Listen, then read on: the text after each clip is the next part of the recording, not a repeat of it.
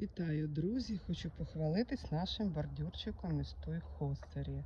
Вчора чоловік їх підстриг. Вони ще не ідеально круглі, але погляньте, які вони вже гарнюні.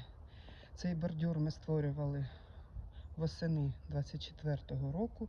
Нагадую, що тут прокладено крапельний полив, агроволокно і зверху застелено корою. Дуже зручно.